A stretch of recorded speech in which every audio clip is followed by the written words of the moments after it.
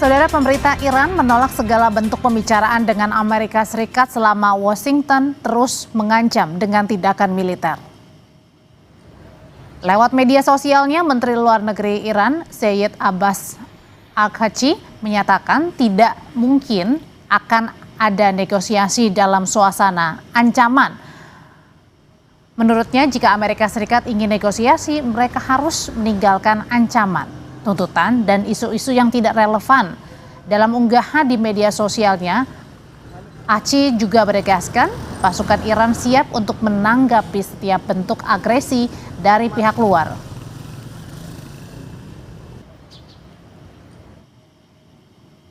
Sebelumnya, Presiden Amerika Serikat Donald Trump memperingatkan Teheran agar bersedia berunding atau membuat kesepakatan. Jika tidak, Trump mengancam Iran akan menerima serangan militer. Dalam media sosialnya, Trump menyatakan armada besar sedang menuju Iran. Pernyataan Trump ini kemudian ditindaklanjuti dengan pengiriman kapal induk USS Abraham Lincoln dan sejumlah kapal lainnya ke perairan Timur Tengah. Sementara Menteri Luar Negeri Amerika Serikat Marco Rubio di hadapan Kongres Amerika Serikat menyatakan peningkatan kehadiran militer di Timur Tengah dilakukan untuk membela diri dari ancaman Iran terhadap personil prajurit AS. Thank you. We have to have enough force and power in the region just on a baseline to defend against that possibility. That at some point, as a result of something, the Iranian regime decides to strike at our true presence in the region. The president always reserves the preemptive defensive option. In essence, if we have indications that in fact they're going to attack our troops in the region, to defend our personnel in the region. Hubungan Amerika Serikat dan Iran kian memanas. Kedua pihak saling berupaya mempertahankan posisinya. Akankah konflik ini memicu perang terbuka? Lebih lengkapnya kita akan bahas bersama mantan Dubes Iran, ada Dian Wiranjerit. Selamat malam Pak Dian. Selamat malam Mbak Audrey, saya Dubes Indonesia bukan Dubes Iran. Oh ya, Dubes Indonesia untuk Iran Pak, mohon maaf. Oke Pak Dian, saya mau nanya nih, ini kan armada Amerika Serikat sudah bergerak ke Iran, kemudian Trump mengingatkan waktunya hampir habis. Pertanyaannya, akankah Iran ini dan Amerika Serikat diambang perang? Terima kasih Mbak Audrey, saya mau jawab yang pertama, pernyataannya si Rubio bahwa ini persiapan Amerika menghadapi ancaman Iran. Ini nggak salah nih argumennya nih, logikanya nggak nyambung. Yang mengancam siapa kok merasa diancam gitu loh. Oke, kita mulai dengan begini, Mbak Audrey, pemirsa, terima kasih. Kita lihat 3 faktor ya, lokal, kawasan, dan global. Lokal saja kita lihat, perang 12 hari, apa sih yang terjadi? Amerika menggunakan pangkalan udaranya yang terbesar di kawasan Timur Tengah yang berada di Doha, dekat Doha. Dan setelah perang 12 hari terbukti Iran bisa bertahan dari serangan itu dan bahkan menghantam Israel sekaligus menghantam pangkalan yang ada di Doha itu, pangkalan Amerika, hancur.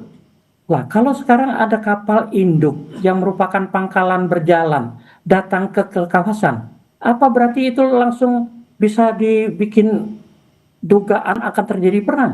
Itu hanya menggantikan pangkalan yang sudah hancur. Itu hanya menggantikan posisi pangkalan angkatan laut di Bahrain yang mungkin dianggap kurang kuat. Tapi tidak semata-mata dalam persiapan perang. Kalau kata-katanya dikatakan ancaman sebagai ancaman perang, buat saya itu kayaknya omong kosong ya. Karena sudah terbukti ancaman tidak pernah berjalan. Kalau kita pada level regional, Uni Emirat Arab dan Arab Saudi sudah menyatakan dengan tegas wilayahnya tidak akan diperkenankan untuk dijadikan sarana untuk saling menggempur, karena lontaran rudal dari Iran atau dari kapal induk itu atau kapal-kapal lainnya juga dari pangkalan yang lain itu pasti melewati negara-negara seperti Emirat Arab, seperti Saudi, ada di samping kanannya ada Irak, ada Suriah, segala macam. Mereka sudah menyatakan tidak ingin dijadikan sarana untuk menjadi jalur untuk menyerang Iran.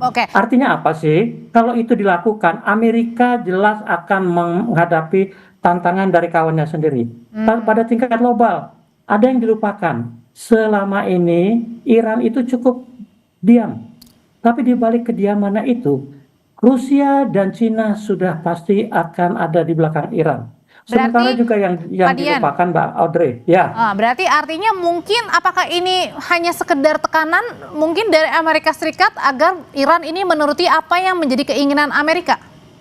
Nah, kalau mungkin itu alasannya, ya lebih jelasnya itu maunya Iran menuruti dia. Tapi kalau dibilang Iran sebagai ancaman, jadi persiapan kapal induk itu untuk menghadapi ancaman dia, Iran kapan mengancam gitu. Tapi kalau dibilang Iran diharapkan menuruti, itu urusan lain.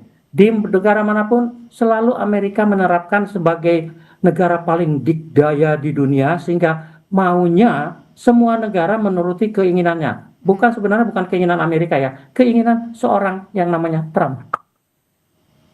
Oke, sebenarnya Trump ini menginginkan apa dari Iran kalau gitu, Pak Dian? Kalau lihat peta global dunianya ya, saya di beberapa forum juga saya katakan begini, kita boleh bilang kita punya energi alternatif, energi baru, energi hijau, apapun energi terbarukan. Buat saya sampai 50 tahun ke depan yang namanya energi fosil, energi minyak dan gas itu masih akan menjadi andalan yang menggerakkan ekonomi, perindustrian, dan perdagangan dunia.